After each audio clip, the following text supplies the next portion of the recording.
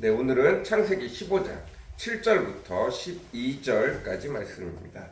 창세기 15장 7절부터 12절까지 말씀입니다. 창세기 15장 7절부터 12절까지 말씀입니다. 제가 현대인의 성경으로 읽겠습니다. 그리고 여호와께서 그에게 나는 이 땅을 너에게 주려고 너를 갈대아 우르에서 이끌어낸 여호와이다 하였으나 아브라함은 주 여호와여 주께서 이 땅을 나에게 주실 것을 내가 어떻게 알 수 있겠습니까? 하고 물었다. 그러자 여호와께서 그에게 대답하셨다. 너는 암소와 암염소와 순양을 3년 된 것으로 각각 한 마리씩 나에게 가져오고 또 산비둘기 한 마리와 집비둘기 새끼 한 마리를 가져오너라. 그래서 아브라함은 그 모든 것을 여호와께 가지고 가서 암소와 암염소와 수상을 반으로 쪼개 서로 마주보게 놓고 새는 쪼개지 않았다.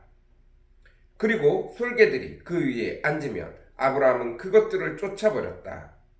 해질 무렵 아브라함은 깊은 잠이 들어 흑암의 공포에 사로잡히게 되었다. 아멘. 오늘은 창세기 15장 7절부터 12절까지 말씀입니다.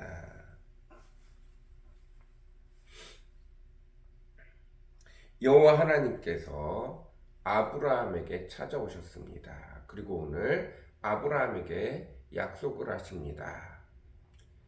이 땅을 둘러보아라. 이 땅은 내가 너에게 줄 땅이다.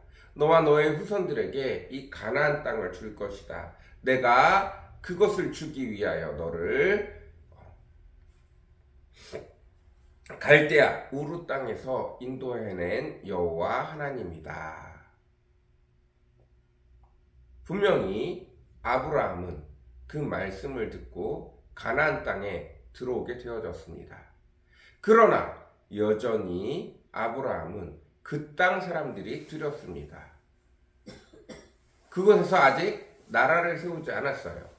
그곳에서 아직 민족이 번성하지 않았습니다.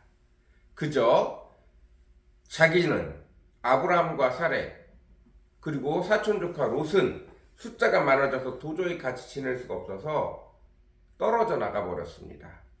그들이 어떤 지역을 차지하고 앉은 것이 아니라 숫자가 많아지니까 떨어져 나가 버렸어요. 그리고 심지어 자기는 자식도 없습니다.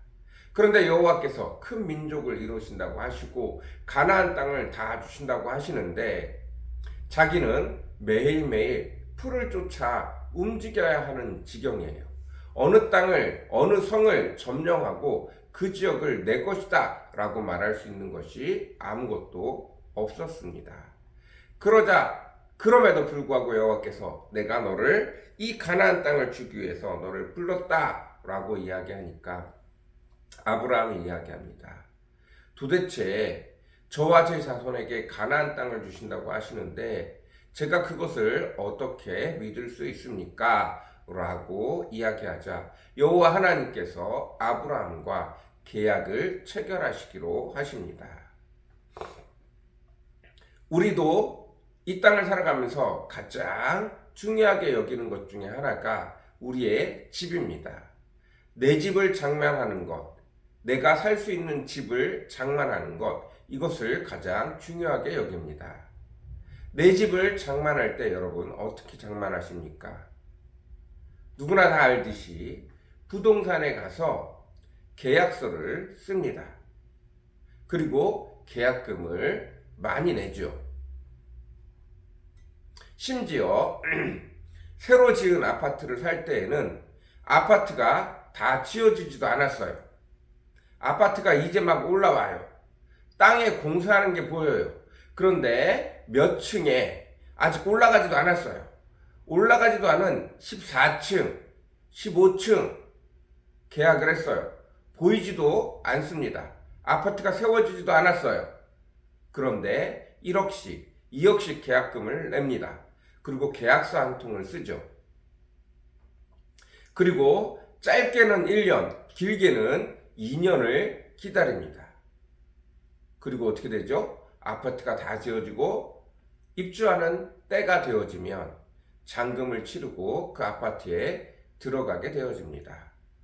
그 아파트 키를 받고 들어가고 그러면서 동시에 동사무소에 가서 그 계약서를 가지고 전입신고를 하게 되어집니다.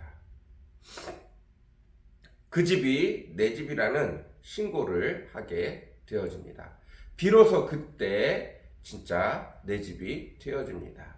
이제 그 이후로는 그 집이 누구 집이요? 그러면 대한민국 어느 곳에나 가서 동사무소에 가서 그 집 주소를 대고 등기를 띄면 그 앞으로 집주인 누구누구 집으로 이름이 나오게 되어집니다. 그 전까지는 계약서 한 장 달랑 들고 있어요. 그 집이 아직 지어지지도 않았는데 그럼에도 불구하고 그 계약서를 내가 계약금을 많은 돈을 주고 살 때 내 집을 가진 것 같은 느낌을 받게 되어집니다. 그리고 신이 나죠. 네. 이와 같이 계약만으로도 기뻐하고 즐거워할 수 있습니다. 근데 그 내용이 뭐 하나죠? 종이 달랑 한 장이에요. 1억짜리, 2억짜리 종이 한 장이죠. 아직 지어지도 않은 집을.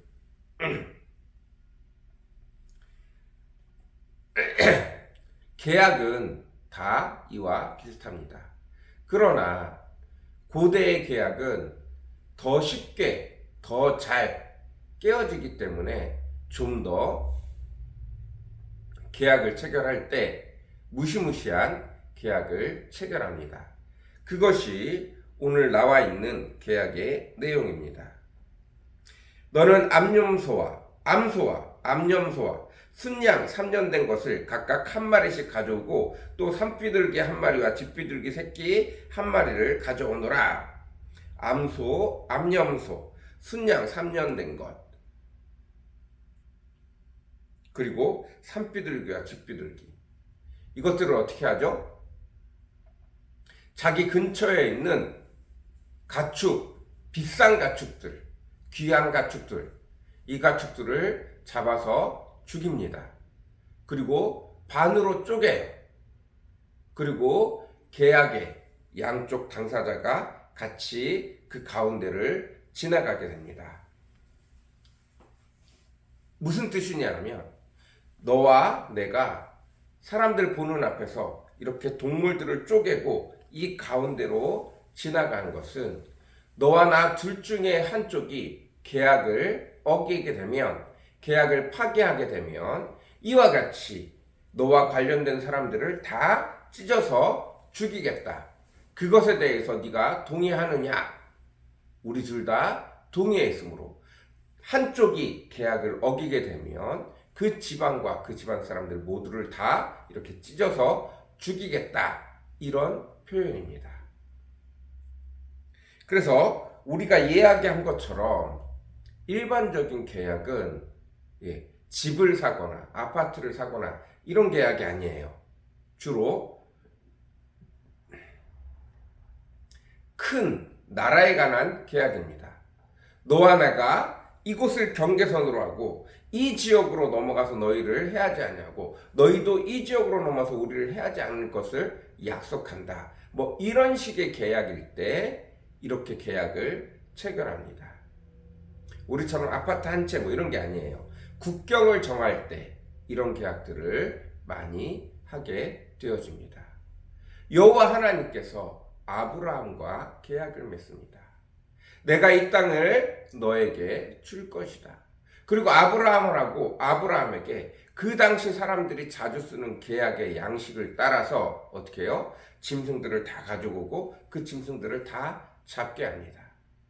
그리고 아브라함이 그 짐승을 쪼개놓고 여호와 하나님이 찾아오시기를 기다리죠. 짐승을 쪼개놓으니 새들이 와서 그 고기를 먹으려고 빙빙 돕니다.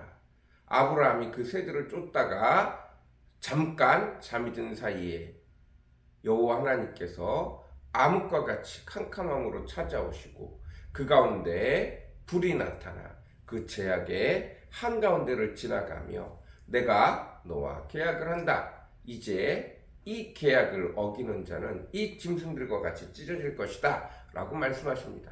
사실 여호와 하나님은 계약을 하실 필요가 없어요. 신과 사람이 계약을 할 이유가 없습니다. 그러나 여호와 하나님께서 직접 나타나셔서 내가 이 계약을 치른다. 절대 나는 이 계약을 어길 일이 없다 라고 말씀하시는 것입니다.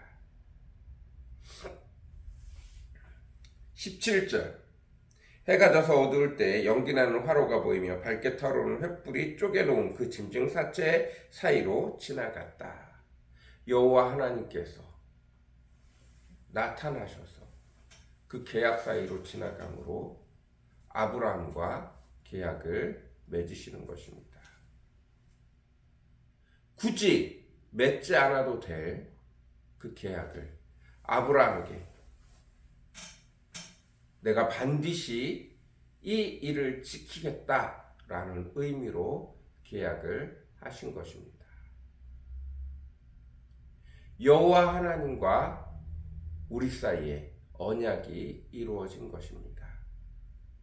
이 언약에 따라 아브라함은 결국 가나안 땅을 얻게 되었습니다. 여호와 하나님이 굳이 우리에게 찾아오셔서 수없이 많은 언약을 베풀어 주고 계십니다. 그 중에 가장 큰 언약은 예수 그리스도를 믿는 자는 누구든지 그 죄를 사함을 받고 그의 죄에 가리움을 받고 내가 너를 다시 나의 자녀로 나의 생명으로 받아들이니 그가 나와 함께 천국에 있을 것이다 라고 약속하는 내용입니다. 그 약속을 여호와 하나님은 절대 깨지 않으십니다. 우리가 그 약속에 걸맞게 행동하면 여호와 하나님이 언약하신 대로 반드시 이루어집니다. 그것을 이루기 위하셔서 그 아들 예수 그리스도를 십자가에 못 박아 죽이기까지 하신 그분이십니다. 오늘도 저와 여호와 하나님 앞에 여러분과 여호와 하나님 앞에 놀라운 언약들이 가득하기를 간절히 사모합니다. 그 언약들은 다 성경책에 이미 기록이 되어져 있습니다. 여러분과 하나님의 언약을 체결하시기를 바랍니다. 여러분이 하나님의 말씀을 보고 이 말씀이 나에게 주시는 말씀이구나 라고 깨닫게 되어지며 하나님이 그 말씀을 근거로 저와 여러분과 하나님 사이에 언약을 세우십니다. 하나님은 언약을 세우시려고 수없이 많은 내용들을 이 성경에 담아 놓으셨습니다. 그리고 우리가 아브라함처럼 부탁하며 반드시 우리 앞에 내려와 내가 그 말을 너에게 반드시 지키도록 하겠다 말씀하시며 언약을 체결하실 것입니다. 차라리 믿어지지 않으면 아브라함처럼 내가 이 말을 어떻게 믿을 수 있습니까? 하고 여호와 하나님 앞에 따져 물으시기 바랍니다. 그러면 반드시 여호와 하나님이 그 시대의 아브라함이 알 수 있는 방법으로 그 시대의 계약의 방법으로 찾아와 계약하시는 것처럼 여러분이 알 수 있는 방법으로 찾아와 여러분과 그 말씀에 대해 언약을 체결하실 것입니다. 차라리 이게 나아요.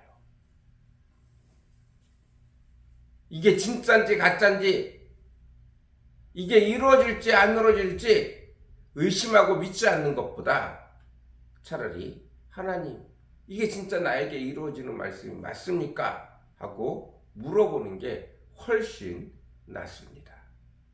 그러면 여전히 살아계신 여호와 하나님께서 아브라함이 그 시대의 방식으로 계약을 맺었듯 여러분이 알 수 있는 방법으로, 여러분이 깨달을 수 있는 방법으로 찾아오셔서 언약을 맺으실 것입니다.